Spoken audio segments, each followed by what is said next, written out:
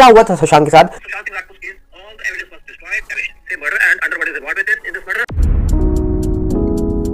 सुशांत सिंह राजपूत वाला मामला जो आज भी 2.5 साल से पेंडिंग है। इस मामले में कई सारे लोग निकल के आए जिन्होंने बड़े बड़े बयान दिए, पर हाल ही में एनसीबी के निकलने के बाद लोगों को लग रहा है कि अब इस पूरे मामले में कोई बड़ी अपडेट निकल के आने वाली है। जहां पर महाराष्ट्र में सत्ता बदल चुकी है, सत्ता के साथ साथ मुख्यमंत्री बदल चुके हैं और मुख्यमंत्री के साथ साथ कई सारी चीजें और बदल चुकी हैं, जिसके बाद अब उम्मीद है कि इस मामले में कुछ बड़ी चीज निकल के आने वाली है। पर साथ में हम नहीं भूल सकते हैं सुब्रमण्यम स्वामी जी को, जो इस पूरे मामले में शुरुआत से एक्टिव हैं, जो बीजेपी के बड़े लीडर हैं, साथ में मेंबर ऑफ पार्लियामेंट है और उनकी कुछ ऐसी बातें जो आज भी इस पूरे मामले में जान डाल देती है। और साथ में उन लोगों के बयान जो बता रहे थे, चाहे रूप कुमार शॉ हो, चाहे फिर वो ऊपर का स्टाफ मेंबर हो, चाहे फिर वो एक एम्बुलेंस का स्टाफ मेंबर हो जो ये दावा कर रहा था कि पैर की हड्डी टूटी थी, क्या क्या हुआ था, सबके बारे में बात करेंगे हम आज डिटेल में। पर सबसे पहले आपको बता दिया जाए, यहाँ पर सुब्रमण्यम स्वामी जी ने कुछ टाइम पहले एक ट्वीट करा था, जिस ट्वीट में उन्होंने एक बड़ी बात लिखी थी, जहाँ पर उनका कहना था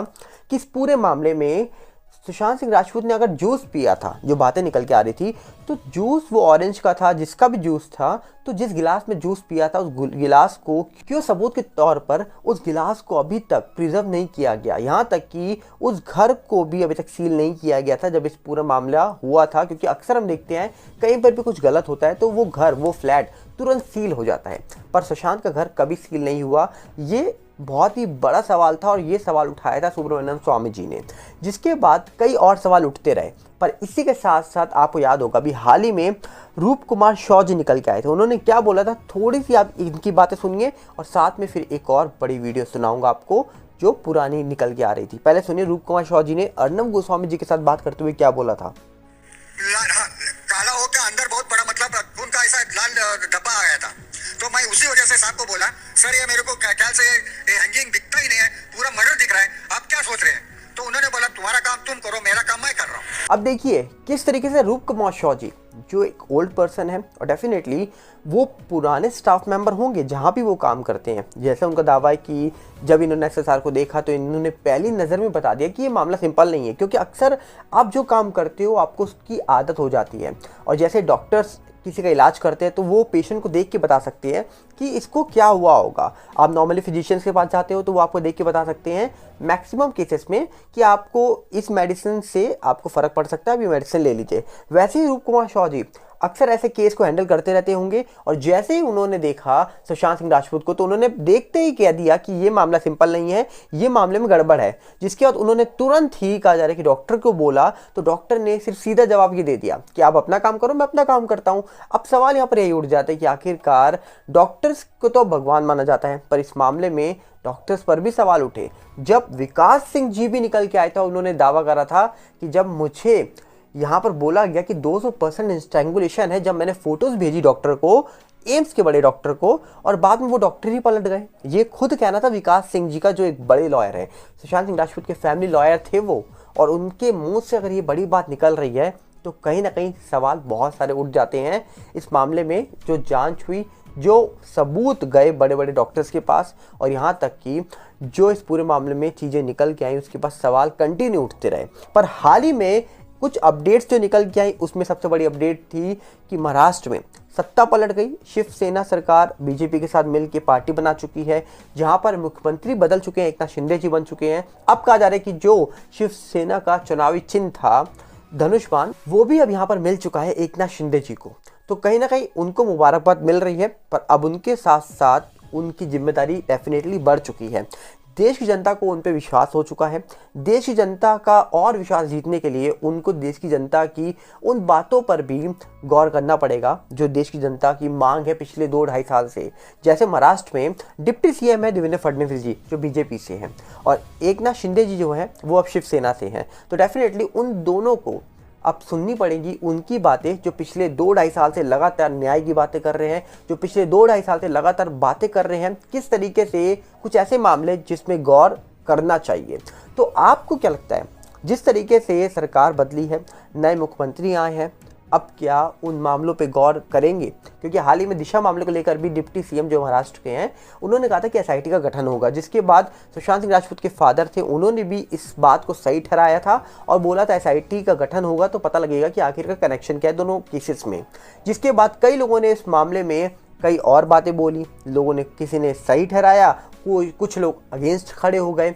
पर इसी के साथ साथ आपको बता दिया जाए, रूप कुमार शॉ जी तो अभी 1 महीने पहले निकल के आए हैं सुशांत केस में, पर रूप कुमार शॉ जी से पहले भी एक शख्स निकल के आया था। वो कौन था याद है आपको? एम्बुलेंस का ड्राइवर तो नहीं था वो, शायद एम्बुलेंस का स्टाफ मेंबर कोई था, ये था। इतना यकीन कैसे है आपको? जैसा है कि फांसी लेगा तो आदमी फेस आएगा और पीली बॉडी नहीं होगी। फांसी लेगा तो वाइडी बॉडी रहेगी। बैंड्रा वाली जो पुलिस है उसको मालूम है।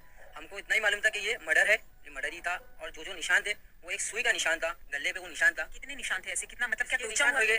15 या 20 निशान थे और यहाँ पे कुछ सेलो टेप चिपका हुआ था। खून नहीं था, वो लाल जो अपने शूटिंग लाइन में जो पिक्चरों में काम होता है वो पूरा निशान है। जब अपन हिलाए थे तब वो निशान निकल गया था उससे। वो सब बॉडी ऊपर के अंदर ही हो रही थी। मैंने एम्बुलेंस के अंदर डाला था, शमशान घाट तक लेके गया था। जब भी उसको उठाया था तो उसकी टांग टूटी ही थी। और टूटी थी मतलब किस तरह से? उसकी जब बॉडी आई थी तो टांग ऐसी थी, ऐसी नहीं थी। जब उसकी बॉडी थी तो टांग ऐसी थी। डॉक्टर लोग मतलब पूरी हुई थी, पूरा मुड़ा रिया चक्रवर्ती जो आई थी वो आके, उसने जब एक आदमी था और एक लंबे बाल वाला था, उसने मेरे को बोला था आप दिखा सकते हो क्या बॉडी? मैं बोला दिखा दूंगा, पहले आप उनको कॉल करिए जो उनका कोई दोस्त था, वो जो कॉल पे था। तो उनसे बात हुई थी, मैंने दिखाया था बॉडी, उसने माफी मांगी थी और सब कुछ गवाह कुछ बोल रही थी। उसने मेरे को बाहर भेज दिया था। वो जो आदमी व्हाइट टी शर्ट पहना था, मास्क। कितने मिनट तक अंदर थे? 25 मिनट तक वो अंदर थे। 25 मिनट तक। और वो माफी मांगी। आपको सुनाई दी थी वो माफी? क्या इस तरह से शब्द? सॉरी मेरी जान, सॉरी ऐसा बोली थी। पोस्टमार्टम जो किया था वो मर्डर है और जो बड़े डॉक्टर थे वो भी बोले थे ये मर्डर है, ये फांसी नहीं। हम तो यही बोल रहे हैं ना कि हमको मालूम है ना, हमने बॉडी देख के पहचान लेते। हम फांसी की बॉडी रहेगी तो पीली नहीं पड़ेगी, फांसी की बॉडी पीली नहीं पड़ेगी। खाली यहाँ निशान थे सीने के ऊपर। आपको याद होगा कि ये पर्सन कौन है। ये पर्सन बहुत पहले 2020 में जब ये मामला हुआ था, उसके कुछ टाइम के बाद ये पर्सन निकल के आया था जिसने कई बड़े दावे करे थे और उनके बड़े दावों में कई बातें छुपी हुई थी। तो आखिरकार अभी रूप कुमार शॉ जी निकल के आए, उन्होंने भी जो दावे करे सिमिलर कुछ ना कुछ बातें लग रही हैं। पर सवाल ये उठता है कि इनके स्टेटमेंट क्या सीबीआई ने रिकॉर्ड किए हैं? क्योंकि पिछले 2.5 साल से जिस एजेंसी से न्याय की गुहार लगाई जा रही है, क्या उन्होंने इनकी बात पर गौर किया है? क्या इनकी स्टेटमेंट ली है? ये भी एक बहुत बड़ा सवाल उठता है। देखिए, किसी पे सवाल उठाना और साथ साथ किसी का नाम लेना बहुत आसान होता है, पर कभी भी बिना सबूत के किसी का नाम नहीं लेना चाहिए। चाहे फिर वो बड़ा पॉलिटिशियन हो या छोटा पॉलिटिशियन हो या कोई आम इंसान हो या फिर बहुत बड़ा इंसान हो, किसी का नाम नहीं लेना चाहिए। और सबसे बड़ी बात यह है, जब तक देश की बड़ी बड़ी एजेंसीज इस पूरे मामले में जांच कर रही है, जांच पूरी नहीं कर लेती, पर वो पूरी कब होगी ये नहीं पता, पर जब तक पूरी ना कर ले, पूरी करके ये फाइनल बात ना रख दे देश के सामने, तब तक हम किसी का नाम नहीं ले सकते हैं, ना कुछ बोल सकते हैं। क्योंकि हम है कॉमन पीपल्स, हमारे हाथ में सिर्फ पावर है इतनी कि हम वोट दे सकते हैं, वोट देकर लीडर चुन सकते हैं। पर लीडर भी ऐसा चुनना चाहिए जो आपकी बात सुने, जो आपको न्याय के लिए सालों साल वेट ना करवाए। क्योंकि आज जो चीज़ें देखने को मिल रही हैं, ये कहीं ना कहीं बहुत सारे युवाओं को यहाँ पर संतुष्टि नहीं दिला पा रही है। अब देखने वाला विषय है कि इस मामले में अंत में क्या होगा, ये तो वक्त बताएगा। पर बहुत सारी बातें इस मामले में हुई, कई सारी बातें। एनसीबी अभी जांच कर रही है, 8 लोगों की परमिशन उनको मिल चुकी है, जहां पर वो 8 लोगों की वॉइस सैंपल ले सकती है। वॉइस सैंपल लेने के बाद कंपेयर होगा, देखते हैं फिर क्या निकल के आएगी, बड़ी बात।